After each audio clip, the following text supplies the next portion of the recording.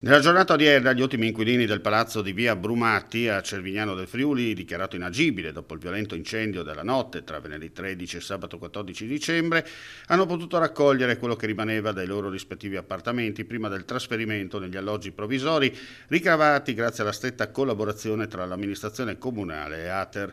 Da fonti certe abbiamo saputo in anteprima che verrà sospesa la graduatoria di assegnazione dei locali sfitti per consentire a 16 nuclei familiari di usufruire da subito di un'abitazione provvisoria. Per quanto riguarda lo stabile, sul posto i tecnici Ater che hanno minuziosamente passato al setaccio tutti gli alloggi in attesa del sopralluogo dei tecnici dei vigili del fuoco per capire quanto sia grave l'inagibilità e le eventuali opere da mettere in campo per far tornare di nuovo in vita la struttura residenziale.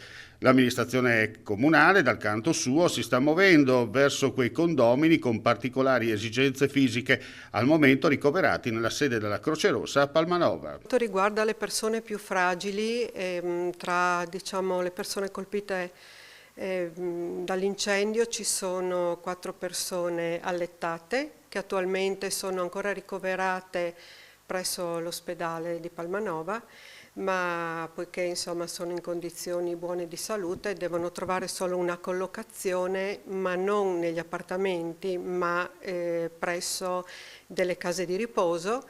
Quindi insieme al responsabile dei servizi sociali stiamo contattando appunto le case di riposo per collocarli probabilmente anche già in giornata.